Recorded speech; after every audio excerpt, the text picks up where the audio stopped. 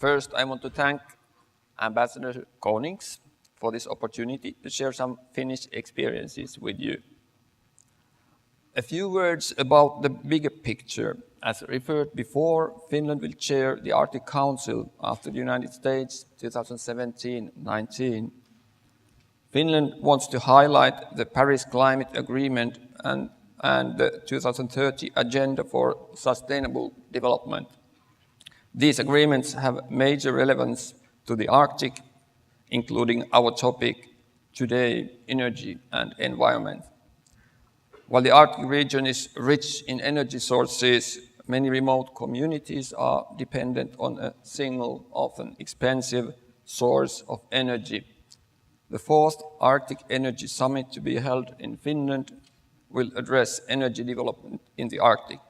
This important work continues. Then I will share with you some key experiences from our Arctic and remote conditions in Finland, which we believe could also be applicable elsewhere. Not everywhere, but in many areas. Very concrete, practical model. Today, we have a nationwide coverage of locally implemented renewable energy production, including the very sparsely populated areas. Especially heating energy is produced locally. As a background, it's all based on local activity and entrepreneurship. To replace oil, it has been essential to find local solutions for the whole value chain, from feedstock to energy conversion, distribution, and the maintenance of the production process. Small energy entrepreneurs started in Finland in early 1990s. Nowadays, we have over 300 small energy businesses, and they run over 600 small heating and combined heat and power units to produce heat and electricity for their communities. For instance, they use over 1.3 million cubic meters wood chips annually to feed their facilities. As a result, there are now thousands of remote villages and households where especially the heat is produced locally from wood chips. And Finland is now a world leader in recycling solid municipal waste, also in small scale. In the Finnish case, the feedstocks are mainly forest-based biomass and municipal waste.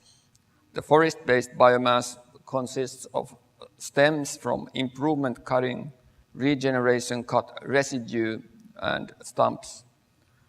The sustainable use of the forest is based on law and strongly in the owner's interest as well.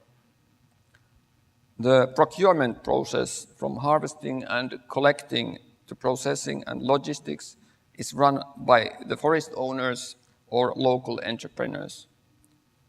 The actual energy generation is based on sophisticated boiler technology optimized to utilize the raw material in an efficient and environmentally sustainable way. This enables to minimize the emissions in order to meet the strict requirements.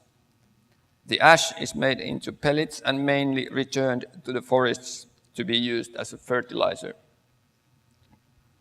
The energy production plants are either owned municipally or by individual families. They are run and maintained by local personnel. They either use the heat on site or sell the heat locally via district heating systems and feed the electricity to the grid.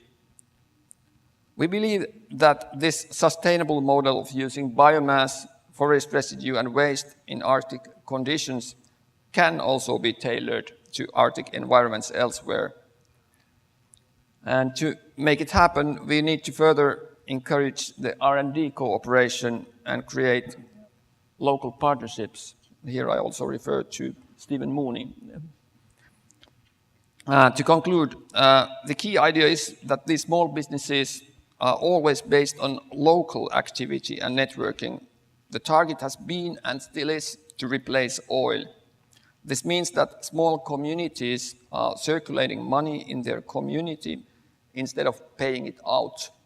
This, together with a strict environmental policy, has been the major driving force behind the successful outcome of renewable energy utilization. Now I think it's time to move on to the questions and discussion. Thank you very much.